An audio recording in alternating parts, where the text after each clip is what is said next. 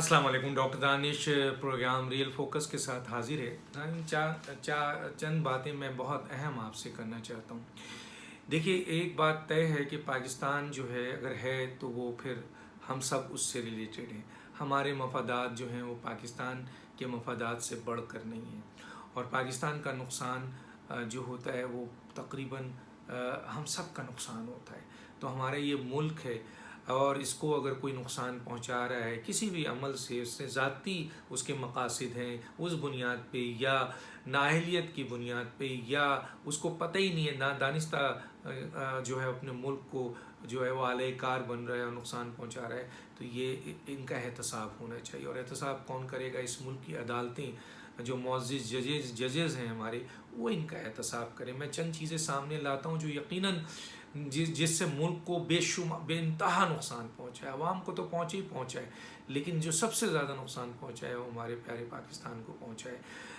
किस तरीके से, आइए मैं आपको एक चीज़ बताता हूँ। अभी आप पिछले दिनों अभी आप देख रहे होंगे 2-3 दिन से जो है वो बाज़ाब्ता फेडरल हुकूमत, इमरान खान जो है वो कोरोना कोरोना कोरोना पे बात कर रहे हैं। चौथी लेयर आ गई है, चौथी लेयर ख़तरनाक है, चौथी लेयर पे आप ये करें, चौथी लेयर पे इतना नुकसान हो जाएगा। आप देख रहे हैं आदाद शुमार आने शुरू हो गए जो कल तक नहीं आ रहे थे।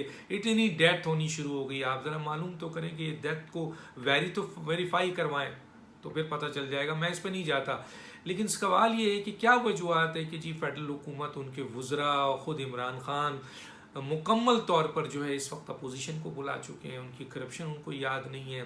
दूसरी तरफ जो है वो जो इंतकामी कार्रवाई सियासी करना है, एहतसाबी इदारे हैं, उस पर उनको अभी कोई तवज्जो नहीं है। तीसरा ये है कि उनको आपके इस पर भी कोई तवज्जो नहीं है जो जीत इस्टेब्लिशमेंट ने जो है वो लेकर इनको दी है, ज़बरदस्ती नाजायज़ जीत जो दी है उस पर ये जश्न मनाए, वो भी उस पर भी तवज्जो नहीं है। और आवाम जो इस वक्त पूरी तरह पिस रही है, मर रही है, उस पर भी तवज्जो नहीं है। दहशत गर्दी फिर शुरू हो गई है, हमारे शहरों में आ गई है, और हमारे जवान शहीद हो रहे हैं। आप देख रहे होंगे, सुन रहे होंगे वज़ीरिस्तान वगैरह में।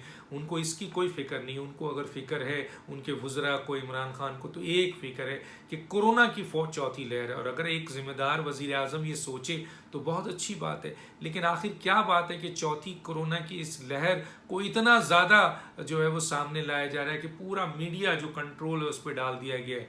आखिर पूरी दुनिया में और भी इस किस्म की चौथी लहर की बात है, लेकिन वहाँ तो ये इतना पैनिक नहीं है, इतनी शोर नहीं है। क्या वजूहत है? तो आइए मैं आज आपको बताता हूँ कि 650 अरब रुपए जो है वो IMF ने सेंक्शन किए के लिए फाइनल किया है कि ये 650 अरब रुपए कोरोना के मद में मेम्बरान मुल्क को दिया जाएगा। तो बस स्टेट बैंक ऑफ पाकिस्तान ने जैसे ही ये स्टेटमेंट दी है कि 2 अरब 80 करोड़ पाकिस्तान को मिल सकते हैं, उस दिन से पूरी फेडरल हुकूमत, इमरान खान जो हैं इस फ़ंड को लेने के लिए तैयार है।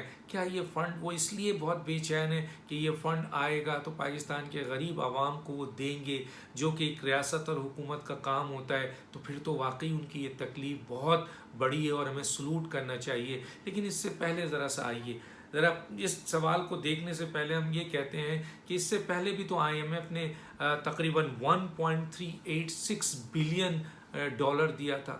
इससे पहले USA ने 8 मिलियन डॉलर्स दिया था। इससे पहले तकरीबन आपके UK ने 144 मिलियन पाउंड दिया था। इससे पहले आपके ये आपके यूरोपीय यूनियन ने 153 मिलियन यूरो दिया था, और एशियन डेवलपमेंट बैंक ने 300 मिलियन डॉलर्स दिया था। और इसके अलावा चाइना ने फ्री वैक्सीन और अरबों रुपए दिए थे। तो ये जो अरबों और खरबों रुपए बने हैं, ये जो दिए थे और आ चुके हैं आपके पास, इसका कहाँ है? क्या हो रहा है इसका? ये पैसे कहाँ गए? क्या वाकई गरीबों पे लगाए हैं? क्या वाकई गरीबों को वैक्सीन मिला है? क्या लोगों को वैक्सीन दिया गया है? ये तो वो वैक्सीन है जो चाइना से मुफ्त आ रही है, दूसरी जगहों से मुफ्त आ रही थी, जो आप लगा रहे थे, और फिर ख़त्म हो जाती थी तो बेचारों के एक एक डोज के बाद दूसरे डोज नहीं मिलते थे, वो इंतज़ार में रहते थे। तो एक मजाक यहाँ है। तो वो पैसे जो इतने खरबों रुपए आए हैं, वो क्या आवाम को मिला है? उसको रिलीफ मिला है? कोई उसका पता है किधर खर्च हुए? वो बताइए ना, कहाँ गए? अब मैं आता हूँ। ऑडिटर जनरल पाकिस्तान ने 12 खरब की करप्शन की एक ऑडिट रिपोर्ट जारी की इन्हीं पैसों की। یہ جو میں نے آپ کو بتایا کہاں گئے وہ رپورٹ کہاں گئی؟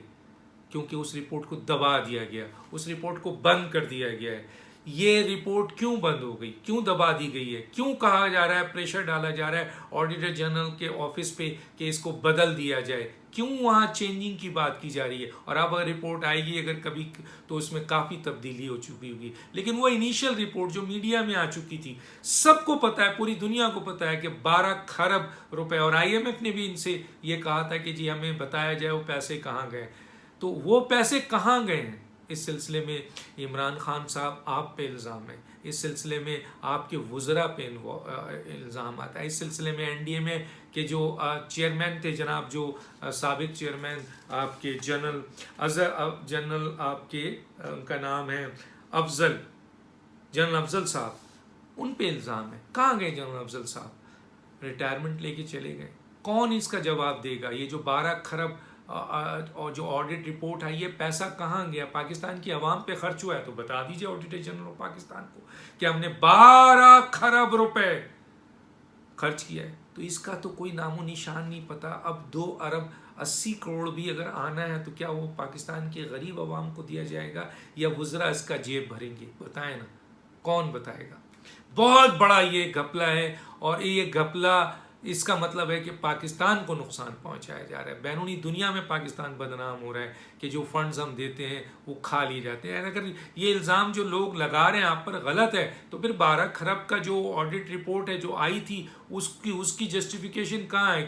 کیا کہاں گیا وہ سارا پیسہ؟ یا تو کھڑے ہو کر سپریم کورٹ میں اس کی وضاحت کر دیں کہ یہ پیسہ 12 کھرب ہم نے پاکستان کی عوام کو ویکسین لگانے پہ لگایا ہے۔ اب اگر ایک ویکسین وہ اس کی قیمت بھی لگا دیں، حالانکہ مفت آ رہی ہے۔ میں زیادہ ڈیٹیل میں نہیں جانا چاہتا۔ آئیے، یہ تو میں نے آپ کو بتا دیا۔ ایک اور بہت اہم مسئلہ ہوا ہے، آپ کو پتہ ہے کہ جناب سی پیک کے جو چیئرمین ہیں جناب عاصم باجوہ صاحب، جو پہلے انفارمیشن کے بھی ایڈوائزر تھے پرائم منسٹر کے، وہاں سے ریزائن دیا انہوں نے۔ ان پہ بڑے سنگین الزامات ہیں، اپوزیشن نے بہت بڑے بڑے الزامات ان کے اوپر لگایا ہوا ہے، ان کی کوئی انکوائری نہیں ہو رہی ہے، لیکن اپوزیشن مسلسل ان پہ الزام لگا رہی ہے، اور یہ ان کا ڈیمانڈ تھا کہ ان سے استعفیٰ لیا جائے۔ 2 اہم ڈپارٹمنٹ ان کے پاس تھا، ایک انفارمیشن کا ڈپارٹمنٹ جو کہ ایڈوائزر تھے وہ پرائم منسٹر کے، وہ انہوں نے استعفیٰ دیا، اور وزیر اعظم نے پہلے تو منع کر دیا، پھر لے لیا۔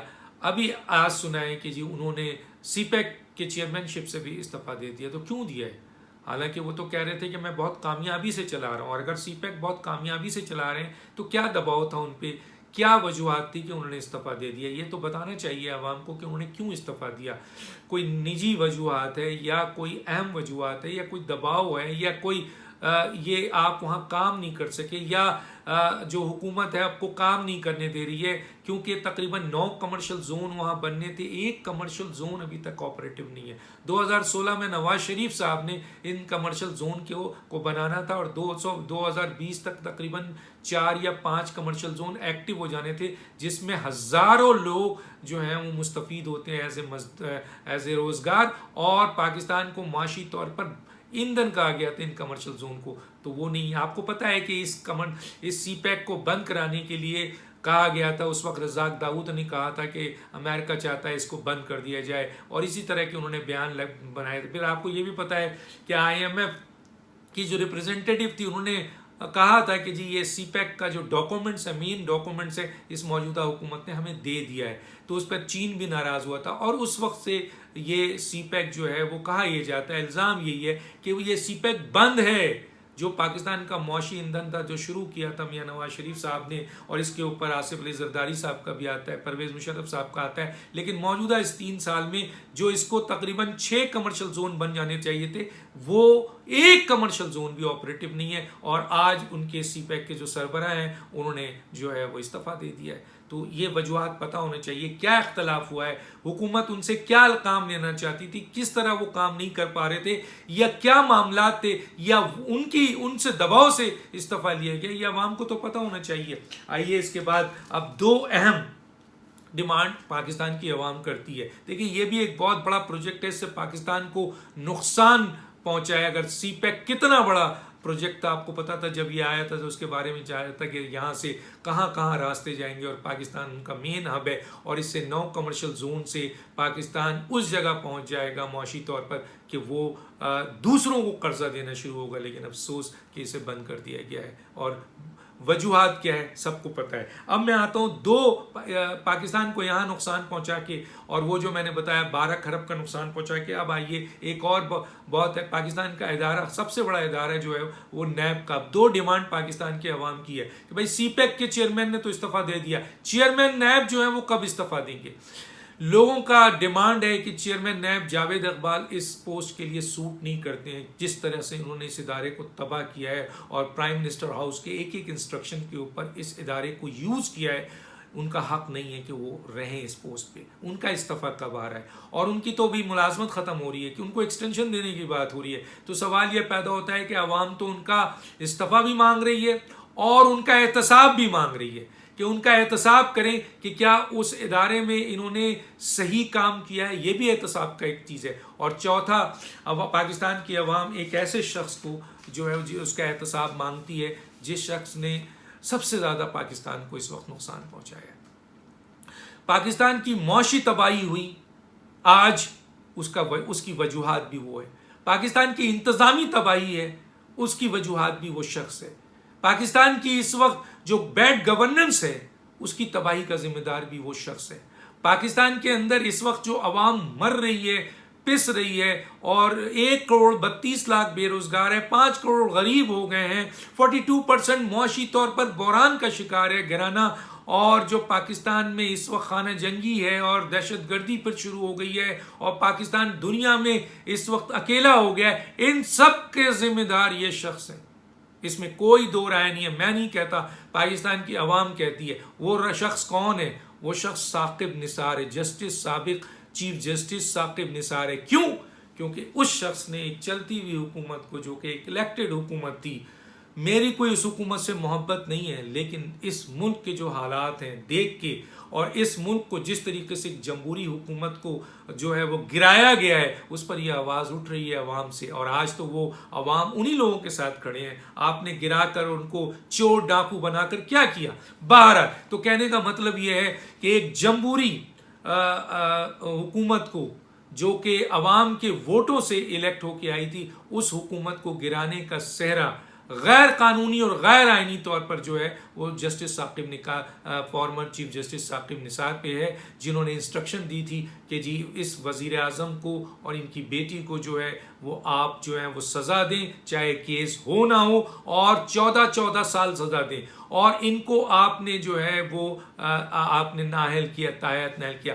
گویا ایک الیکٹڈ وزیر اعظم جو عوام کے ووٹ سے الیکٹ ہوا تھا، آپ اس اہم عہدے کا آپ نے ناجائز فائدہ اٹھایا، آپ نے اس ادارے کو بدنام کیا، آپ نے اپنے اس عہدے کے ناجائز فائدہ اٹھا کے آئینی اور قانونی طور پر آپ نے جرم کیا ہے. پاکستان کی عوام مطالبہ کرتی ہے کہ جسٹس ثاقب نثار کو جو ہے وہ پاکستان کی موجودہ عدالتیں ٹرائل کریں. ان کا ٹرائل بنتا ہے کیونکہ انہوں نے ایک الیکٹڈ وزیر اعظم کو اور ایک جمہوری حکومت کو جو ہے وہ غیر آئینی اور غیر قانونی طور پر اپنے عہدے کا ناجائز استعمال کر کے جو ہے وہ ختم کیا اور ادارے کو بدنام کیا، جس کی بنیاد پر ان پر آرٹیکل 6 کا اطلاق ہونا چاہیے. یہ لوگوں کا مطالبہ ہے، کیونکہ یہ جو ہیں انہوں نے وہ کام کیا ہے جس کی بنیاد پر ایک نااہل حکومت اس ملک پر اس وقت سوار ہو چکی ہے،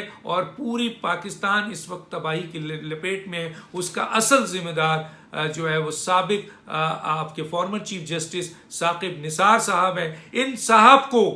ان صاحب کا ٹرائل ہونا چاہیے. اور یہ جو ساری اسٹیٹمنٹ دی ہے ججز نے ان کے بارے میں کہ انہوں نے پریشر ڈال کر یہ سارا کچھ کیا ہے، تو ان کی انکوائری ہو. اور اگر ثاقب نثار صاحب اس انکوائری میں سرخرو ہوتے ہیں تو موسٹ ویلکم، ان کو بڑی عزت کے ساتھ آپ اوپر لے جائیے، پورا پاکستان سلوٹ کرے گا. لیکن اگر ان کی اس انکوائری پہ ثابت ہوتا ہے کہ انہوں نے ایک جمہوری حکومت کو، آئینی اور قانونی حکومت کو، اور ایک الیکٹڈ وزیر اعظم کو غیر آئینی طور پر، غیر قانونی طور پر اپنے عہدے کا استعمال کرتے ہوئے پریشر ڈال کے اس ادارے کو بدنام کرتے ہوئے یہ سارا کچھ کیا ہے جس کی بنیاد پر آج پاکستان میں تباہی ہے، تو پھر ان پر آرٹیکل 6 لگنا چاہیے، یہ عوام کا مطالبہ ہے۔